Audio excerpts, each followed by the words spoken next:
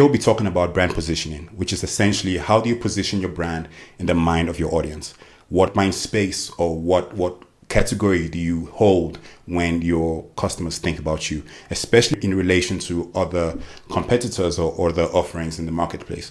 How do they think about you, and how do you position yourself against the other people in the marketplace? Hi there, and welcome back to the Brand Podcast by BaseX Studio. My name is Otto Abasi, and I am here to help you build your brand. This is part of the Building a Winning Brand series, where we discuss the different ideas and techniques and lessons in brand building to help you build a stronger brand around your business or around yourself, around what you're trying to do, and help you connect well with your audience. So why listen to someone like me? Well, I have spent over a decade working with organizations and people from all walks of life, delivering brand strategies, graphic design, logo designs, identity designs, websites, all kinds of creative outputs in pursuit of their goals. And today I help my clients build brands that they love, that they are inspired by, and brands that can connect effectively with your audience. So like I said, this is part of a series where we've discussed different pillars we look at when we're building your brand. And last time we spoke about mapping the competitive landscape, which is basically looking at the options that your audience have. You know, what else do they have that can help them fulfill their needs? And in this video, we're going to be talking about what you do after that, which is brand positioning. So that now you know your audience, and that now you know your competitors and what's going on in the landscape. How do you now position yourself to succeed in the midst of all of that? And there are many ways to do that. So for instance, if your competitors were more traditional, more authority-driven, more corporate, for instance, and you have a product or a service that is needed by a wide range of people, perhaps you could look at positioning yourself in a more innovative and creative way, or in a way that has more personality. And that's what a brand like Naked Insurance has done here in South Africa. So the insurance space, when you think about it, you usually think of players like your Hippo, your Hollard, Discovery, and so on. And they have great brands, they have well-positioned brands. They're very very corporate, they're very very enterprise-driven. But Naked did something very, very different. It came with a very irreverent tone. So they come say, get naked in your car, get naked on your couch, and you have these billboards everywhere around the city, and with very strong messaging and a whole different experience of dealing with them than you would have with other insurance companies. So, instead of long calls with agents and jumping through hoops, you can just simply go online, go on their platform, and get insured in as quick as 90 seconds. So they have positioned your brand, especially in an area that can be traditionally stuffy, like insurance. And they've positioned your brand to be very, very interesting, very conversational, very youthful, very innovative, and very digitally driven. They remove a lot of the friction. And that is one very powerful area of positioning. So positioning is really all about looking at what everyone is doing, looking at what your audience really needs, and looking at what you are capable and what you are uniquely strong at, and maximizing those to your benefits and being able to communicate that in a compelling way. So there are many ways you can tackle your brand positioning. You could do it through what I consider the commodity metrics. So you could do it by looking at your price. You could do it by looking at your customer service. You could do it by looking at the quality of your product, location, things like that. You can differentiate yourself on those metrics. So you could say, hey, we have cheaper prices, or we have higher quality products, or maybe we are just the closest. We're the ones in your area. Those are ways you can position yourselves.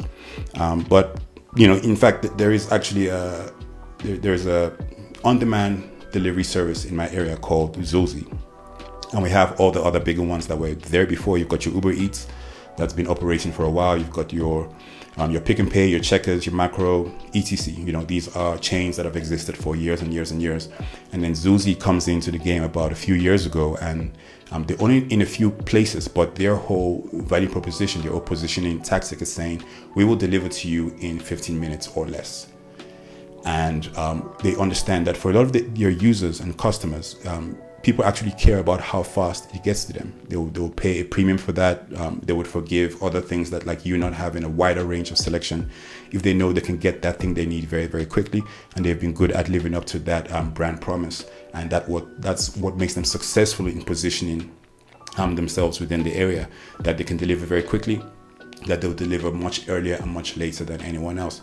So that is a powerful example of positioning, although that positions in what I call the commodity metrics, the things of price and delivery and customer service and stuff like that. Now, if you wanted to go deeper, there are other ways of approaching brand positioning. So you could, instead of just approaching positioning from these commodity aspects, you could position yourself by completely reimagining the field that you're in, completely reimagining the industry that you're operating in. And so if you think back to the late 90s, early 2000s, when Steve Jobs just came back to Apple, they were facing a bit of a crisis of brand and business, and he was going through this process of streamlining their product line and streamlining what they were taking to the market, and they were about to come back to the market with new products. And they eventually came up with this Think Different campaign. And not just that campaign was more about celebrating the spirit of innovators, of the misfits, of the rebels, of the artists, of those trying to create something more than ordinary. They were trying to tap into the psychographic, the energy of a certain kind of people. And it also showed through in their work, in their products, in the things that they put out. So their products were not the stodgy gray rectangular boxes that we saw everywhere. They had this beautiful neon, call it the transparent iMacs with the big transparent backs. They came up with the iPod and eventually the iPhone, and had all this innovation that over many, many years has taken them to the top of the industry. And that all was driven by a firm positioning of this brand as a brand for the misfits, for the creatives, as a brand that position the personal computer, as a tool for you to be your best creative self. So that is another example of branding, by completely reimagining what that area is like, what that field is like, and what your products can mean to people. So that is another way of positioning yourself. You could also position yourself by looking at your audience and focusing on a specific niche of people and catering to them so well that you start to create a cult of personality, a cult brand, and from that strong but very loyal minority eventually break out to the mainstream. So you look at something like Red Bull. It's an energy drink, and anyone would drink an energy drink. A banker, a student, a domestic worker, a mother, anyone would drink Red Bull for the energy. But their whole brand and their whole marketing is really focused on the idea of extreme sports, of extreme games, of daring feats. And with such a focused cult-like positioning, they were able to grow their brand so big and connect to the entire mainstream marketplace as well. So you can position by effectively targeting a niche, and from there break out into the mainstream. That can be your strategy. Another thing you could do, another way of looking at positioning, is looking at the future, especially the future of your field, the future of life and culture and all of that, and placing bets against or for where you think things are going to go, and then building your entire brand story about inviting your audience to come join your brand in creating this new life. So something like OpenAI as a company have been doing that, trying to sell us this idea of AI being a part of our everyday lives and the different ways it can improve the way we work, live, interact, and create. And for better or worse, that is their brand positioning against a new, completely different future and what the implications of that could mean. So if your brand is innovative, or if your brand is repositioning a thinking or a thought around a specific area of life, and you see things changing in that area of life, or you see things changing with your generations, you can position your brand in such a way that you're taking advantage of that, and you're at the forefront of pushing this new way of being and interacting and doing things. So yeah, that's the thing about positioning. It's really about looking at, like I said, looking at what your customers are doing, looking at what your audience really needs, looking at what your vision is, looking at what you're good at. And with all of those things, figuring out how do you communicate, how do you position yourself, where do you play, what do you do in the market to differentiate yourself from other people, to make sure that you are able to carve out a space for yourself and stick in the mind of the consumers.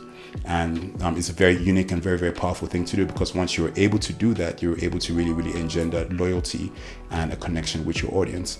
And by the time you started thinking about this and fleshing it out, one cool way, one formula you can use to essentially outline what your brand positioning statement is to say that, amongst target market X is the brand of, this field that has this points of difference because of 1, 2, 3. So maybe according to one of my earlier examples, I would say among consumers, Zulzi is the brand of on-demand delivery apps that delivers to you within 15 minutes because they take convenience very seriously, and they house all their products within the same space and always have drivers on standby, whatever else they have as far as their brand to make it happen. But that is their brand promise. And the thing is, once you've made that brand promise, you also have to deliver against it, because that is how people actually buy into your brand. That's how people actually, that's how it becomes true. So yeah, I hope that was very useful to you, and I hope you have some thoughts and ideas on how to improve your brand positioning and how to go to the market in a way that separates you from the competition and really engenders you with your audience. Hi there, thanks for watching the video. This video is sponsored by Base X Studio, my creative home. I help clients build brands that people love and that they themselves as founders are deeply inspired and connected to. I do this with brand strategy, visual design, website development, and content strategy services. I'm just taking you from end to end, helping you build your brand from scratch all the way to the launches in the marketplace. If this sounds of interest to you, please check out the link in the description. Go on the website, book a discovery call with us so we can discuss your needs, or simply shoot me an email and we'll get back to you and discuss your brand, discuss your needs, and see how we can place you in the best position to succeed. We will also be launching a series of group workshops, a course of about 5 to 6 each. I'm running every month.